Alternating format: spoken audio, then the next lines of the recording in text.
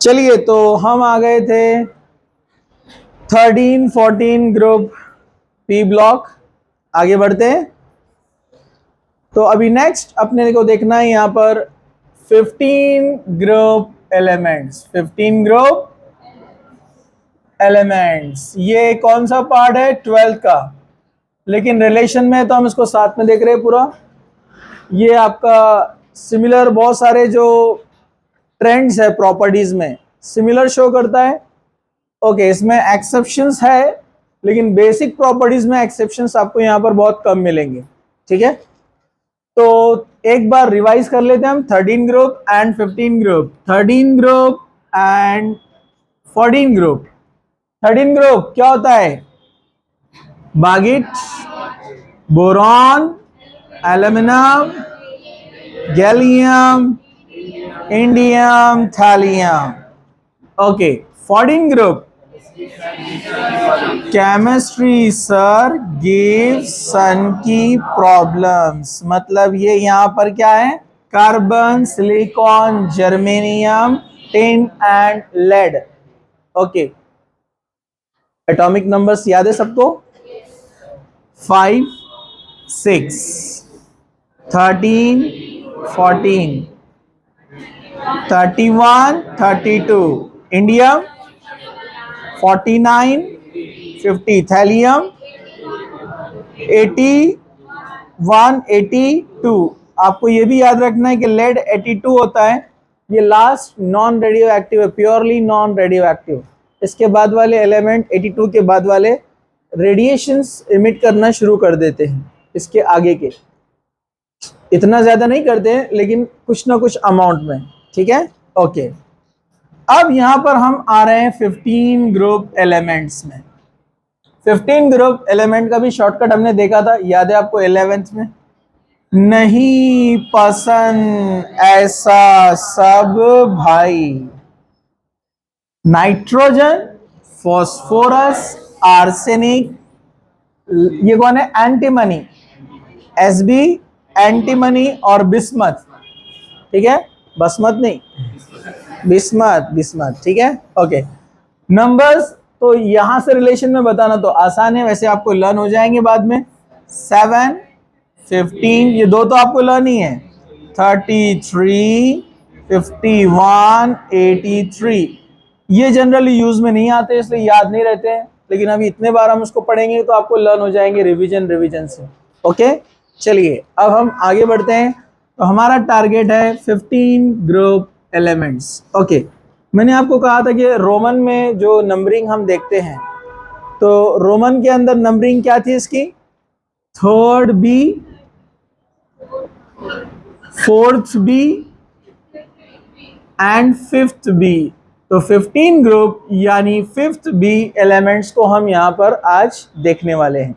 Okay, atomic number 7 है, तो nitrogen का एटॉमिक नंबर 7 है, तो आप इलेक्ट्रॉनिक कॉन्फ़िगरेशन लिख सकते हैं यहां पर 1s2।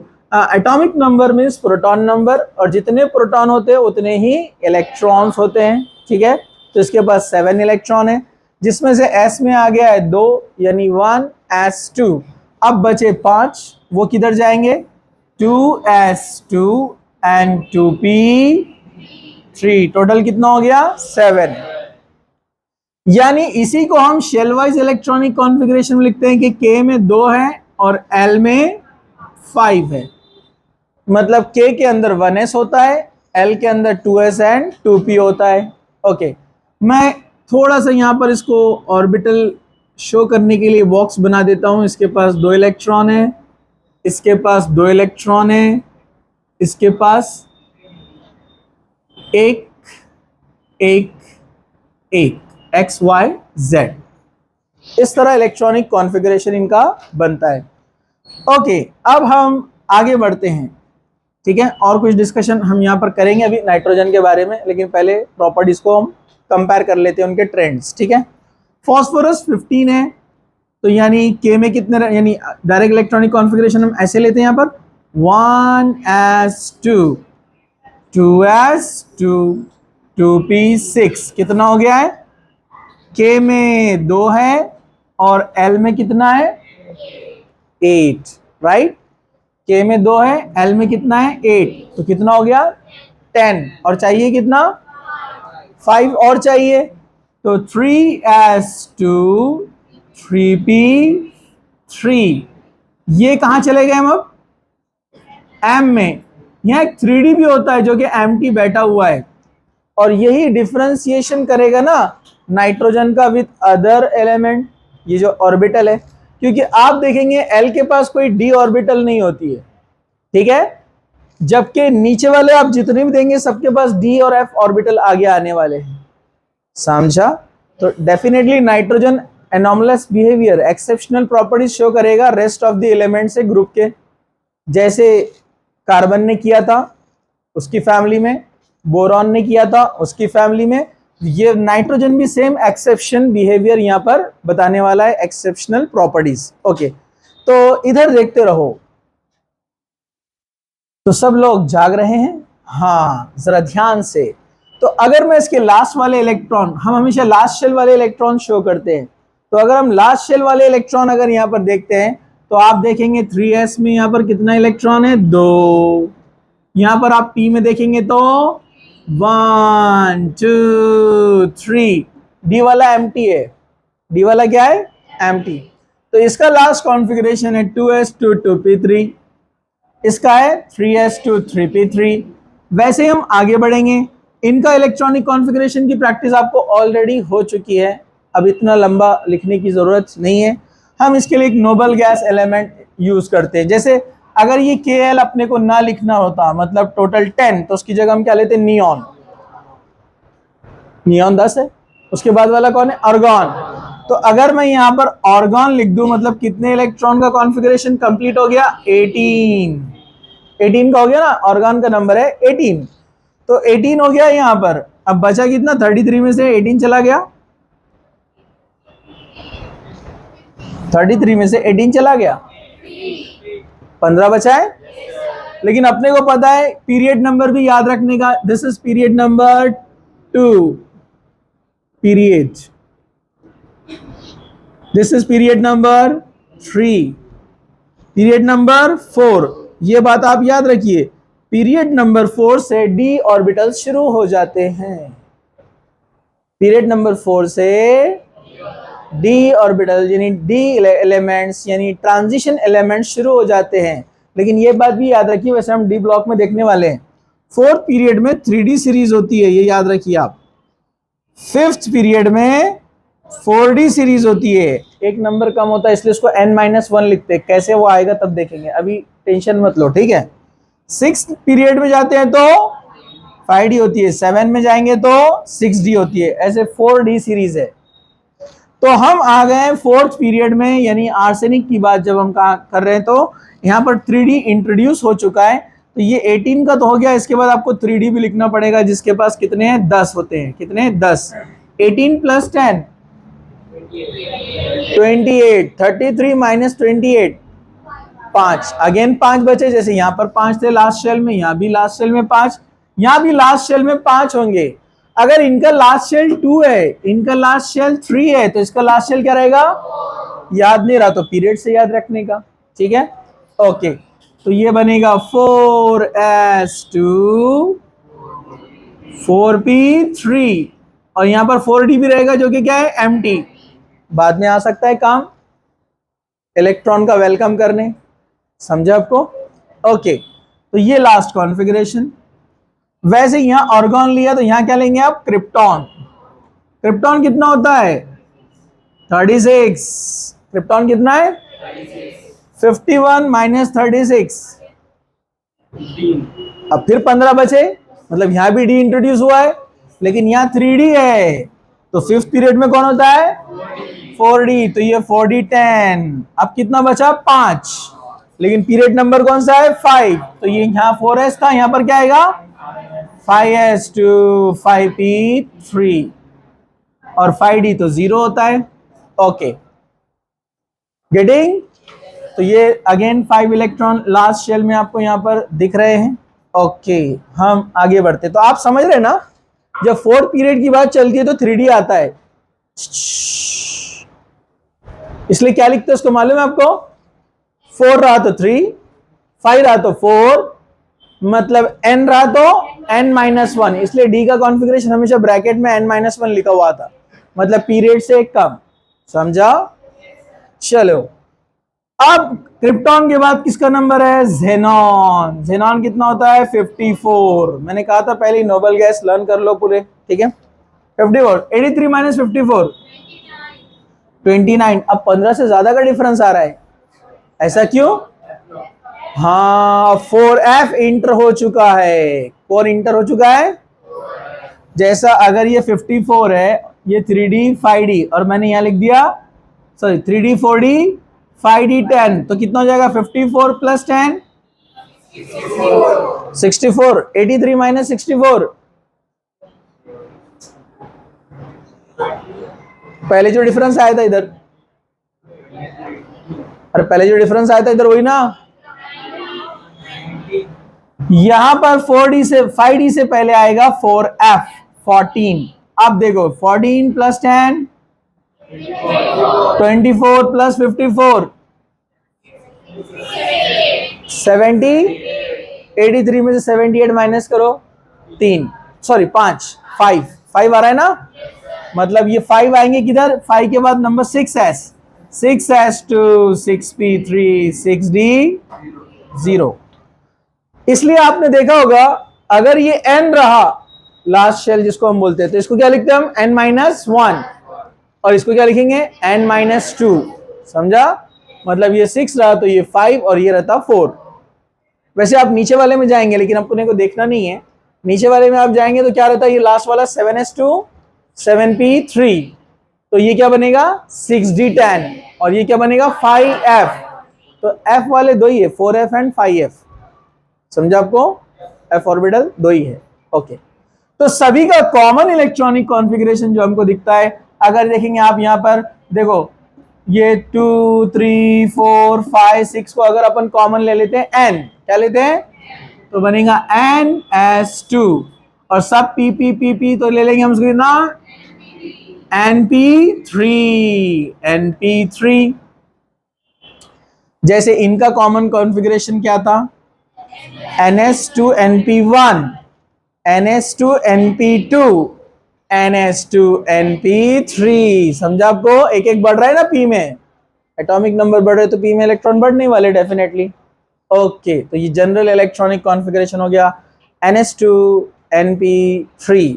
ओके, चलिए अब हम आगे बढ़ते हैं। यहां पर अगर आप यहां पर इनका एटॉमिक और आयनिक साइज देखेंगे तो नाइट्रोजन तो स्मॉल रहने ही वाला है, नो डाउट। नीचे जा रहे नंबर ऑफ शेल्स बढ़ रहे हैं, साइज बढ़ेगा और बढ़ेगा, लेकिन बहुत ज्यादा डिफरेंस नहीं आएगा। डी आने की वजह से क्या होता है? कॉन्ट्रैक्शन, लेकिन बढ़ेगा। Again increases and increases. तो top to bottom atomic size and ionic size क्या होगा? इंक्रीजेस। नाइट्रोजन से बड़ा है फॉस्फोरस, फॉस्फोरस से बड़ा है आर्सेनिक, से बड़ा है एंटीमनी, से बड़ा है बिस्मथ। इसमें कोई प्रॉब्लम नहीं है, atomic size as well as ionic size. Trend याद रखना है, वैल्यूज का कोई मसला नहीं है। अरे इधर देखो, हैंड्स अप, इधर सब लोग जाग रहे हैं। ये था अबाउट एटॉमिक साइज। क्या ये? चलिए हम आगे बढ़ते हैं। Next, ionization enthalpy. मेरे ख्याल से अपन ने 100 बार पढ़ लिए होंगे इसको अब तक। जो आज फर्स्ट टाइम आऊंगा बोलेंगे मैंने कहा पढ़ा। Ionization enthalpy, amount of energy required to remove outermost loosely held electron from a gaseous neutral atom। नींद में भी बोल सकते हैं आप ये डेफिनेशन, लेकिन नहीं बोलना, बाजू वाले चिड़ के दे देंगे, नींद खराब हो जाएंगी। समझा आपको? हाँ, और आपके घर वाले आपको फुकाने लेके चल जाएंगे कहीं। बराबर है कि नहीं है? हाँ, तो लास्ट शेल के इलेक्ट्रॉन को निकालने के लिए, जो एनर्जी लगती है उसको बोलते हैं आयनाइजेशन एंथैल्पी। साइज स्मॉल है, न्यूक्लियस से इलेक्ट्रॉन नजदीक है, निकालना मुश्किल है, तो एनर्जी ज्यादा लगेंगी ना। इलेक्ट्रॉन टाइटली पैक है तो निकालने को ताकत लगेगी ना उसको, अरे लगेंगी कि नहीं ज्यादा, हाँ साइज बड़ा है, इलेक्ट्रॉन दूर है, तो न्यूक्लियस से अट्रैक्शन कम है ना, वीकली अट्रैक्टेड है, ऐसा मारते ही ऐसे जाता नहीं नहीं, मतलब एनर्जी कम लगेगा, और समझा, ठीक है। दो बच्चे छोटे सो गए, उनको उठाओ। तो सब लोग जाग रहे हैं क्या, सब लोग जाग रहे हैं? चलो इधर देखो, लास्ट बेंच, तो सबसे ज्यादा एनर्जी किसका है, नाइट्रोजन, इधर देखो ना, नाइट्रोजन का आयनाइजेशन एंथैल्पी सबसे ज्यादा, then phosphorus, then arsenic, then antimony, then bismuth. थोड़ा बहुत डिफरेंस में कमी आती क्योंकि वही कॉन्ट्रैक्शन की वजह से, बहुत ज्यादा डिफरेंस नहीं आता है, ठीक है, ओके।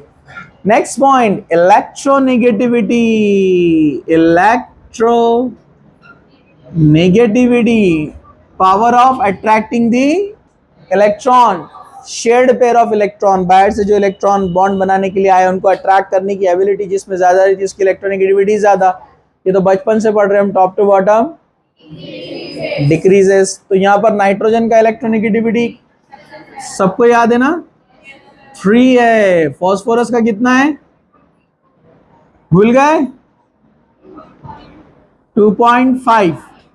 उसके बाद कितना है, आर्सेनिक 1.9, अगेन 1.9, ज्यादा डिफरेंस नहीं है आगे, ओके। चलो हम आगे बढ़ते हैं, इधर ज्यादा ट्रेंड्स में इरेग्युलरिटीज नहीं है, सब रेगुलर ट्रेंड्स है, ठीक है, जरा ध्यान से जागते रहो, ठीक है, ओके। नेक्स्ट हम आगे बढ़ते हैं, about melting point, melting point and boiling point. तो again increases, top to bottom, melting point and boiling point increases, increase होगा। मेल्टिंग पॉइंट, बॉइलिंग पॉइंट क्या होता है, इंक्रीज, ओके।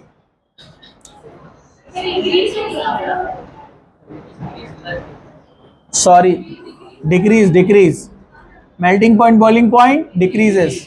अपना ये नॉन मेटल है ना नाइट्रोजन, और इनर्ट है, और हाई, ये क्या कहेंगे इसको, इसका एटॉमिक साइज स्मॉल है, इलेक्ट्रोनेगेटिविटी ज्यादा है, और अदर फैक्टर भी है, अपन उसको देखेंगे यहाँ पर, ओके।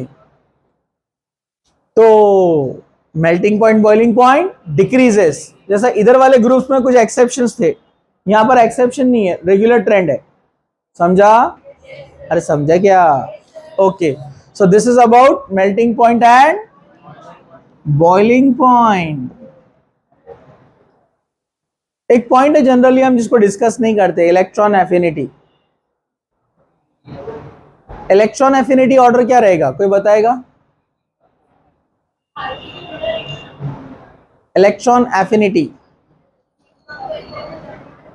जितनी इलेक्ट्रोनेगेटिविटी ज्यादा, न्यूक्लियर चार्ज ज्यादा, इलेक्ट्रॉन एफिनिटी ज्यादा, वो इजीली इलेक्ट्रॉन को अपने पास लेगा अंदर, समझा आपको। लेकिन अगेन नाइट्रोजन इसमें क्या रहेगा, एक्सेप्शनल, क्योंकि उसकी नेगेटिविटी तो ज्यादा है लेकिन इलेक्ट्रॉन को होल्ड करने की, रखने के लिए उसके पास ऑर्बिटल नहीं है ना, समझा आपको। वैसे हम उसको एनॉमलस बिहेवियर में एक बार उसको डिस्कस करेंगे, ओके। चलिए अब यहां पर जरा ध्यान से देखिए, इसमें से एक ही है जो गैसियस स्टेट में होता है, वो कौन है, ये तो गली का बच्चा जानता है कि नाइट्रोजन क्या होता है, गैसियस होता है, गैस स्टेट में रहता है नाइट्रोजन। फास्फोरस सॉलिड है, आर्सेनिक सॉलिड है, एंटीमनी, बिस्मथ सब सॉलिड है, ओके। हम ऊपर से नीचे की तरफ आ रहे हैं, तो नाइट्रोजन एंड फास्फोरस कौन है, मेटल है नॉन मेटल है, ये तो आपने फटाक से बोलना चाहिए, नॉन मेटल्स, ओके। आर्सेनिक कौन है, डायगोनल लाइन में आता है ना ये, मेटलॉइड, ये मेटलॉइड है, ओके। और एंटीमनी और bismuth, antimony and bismuth they are the metals. मतलब हम बोल सकते हैं metallic property top to bottom increases. Okay, metallic nature top to bottom क्या हो रहा है यहाँ पर, इंक्रीज। कि हम नॉन मेटल से पहले मेटेलॉइड में गए, मेटेलॉइड से आगे बढ़े हम मेटल्स में, तो मेटालिक नेचर इंक्रीजेस। तो इससे रिलेटेड अदर पॉइंट्स भी हम डिस्कस कर सकते हैं। क्या हम बोल सकते हैं कि top to bottom electrical conductivity increases, बोल सकते हैं। थर्मल कंडक्टिविटी इंक्रीजेस, बोल सकते हैं। ओके, सॉल्युबिलिटी डिक्रीजेस, अरे बोल सकते कि नहीं।